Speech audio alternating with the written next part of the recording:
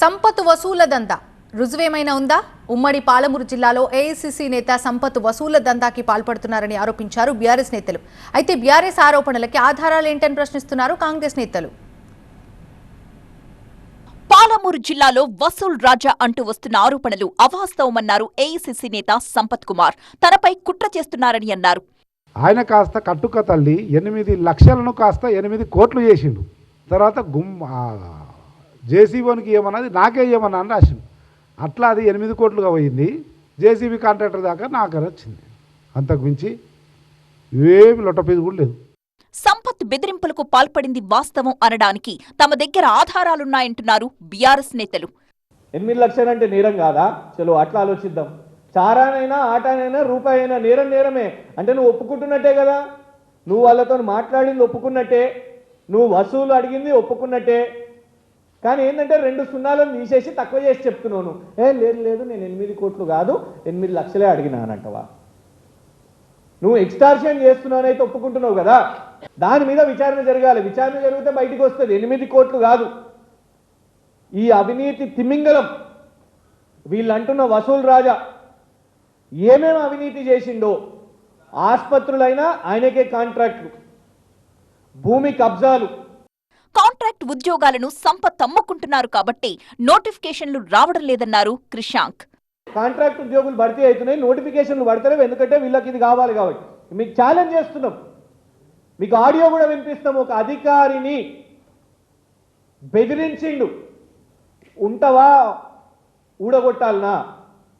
Word కూడా ఎగ్జాక్ట్గా మీకు చెప్తున్నా, ఉంటావా ఊడగొట్టాలనా? నాకు ఆ లిస్టు నువ్వు పంపించాలి. ఆ లిస్టు నేను అప్రూవ్ చేసినాకనే అది రిలీజ్ కావాలి ఎవరికి వచ్చినాయి ఉద్యోగాలు అని. ఒక ఇన్ఫ్రాస్ట్రక్చర్ కంపెనీని డబ్బు కోసం సంపత్ బెదిరించారన్నారు బీఆర్ఎస్ నేతలు.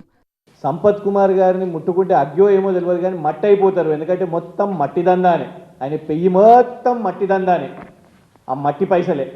ఎందుకంటే శ్రీ భ్రమర ఇన్ఫ్రాస్ట్రక్చర్ వాళ్ళు పోలీస్కి రాసిన ఫిర్యాదు, వాళ్ళ ఫిర్యాదు లేఖలోనే స్పష్టంగా సంపత్ కుమార్ గారి పేరిందులో పొందుపరుస్తూ 8 కోట్ల వసూలు అడిగిన మమ్మల్ని, వారికి వచ్చిన జాతీయ కాంట్రాక్టుకు ఆ కాంట్రాక్టర్లను 8 కోట్లు ఇవ్వాలి, ఇచ్చుకోవాలి. ఒకవైపు 300 కోట్ల డెకెన్ సిమెంట్స్, ఇంకొకటి అలాంటి సంఘటన. ఇందులో స్పష్టంగా పోలీస్ కంప్లైంట్ లెటర్ కూడా ఉన్నది. కాంగ్రెస్ వాళ్ళకు అంగ్రేజీ తెలిసి ఉంటే dangerous weapons which caused hurt and grievous hurt, dangerous weapons అని ఆ పోలీస్ కంప్లైంట్లో పెట్టారు.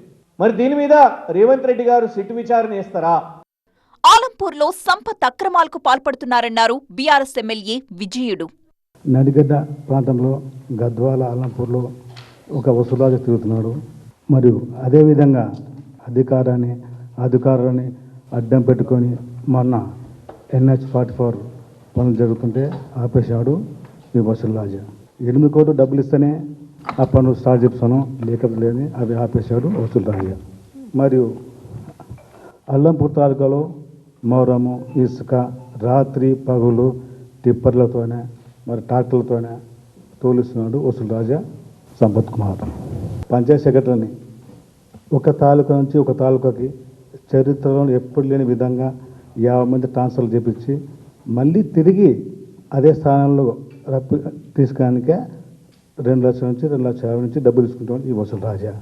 అయితే బీఆర్ఎస్ నేతల ఆరోపణలు అవాస్తవం అంటున్నారు కాంగ్రెస్ నేత సంపత్. తనపై బురద చల్లుతున్నారని ఆరోపించారు.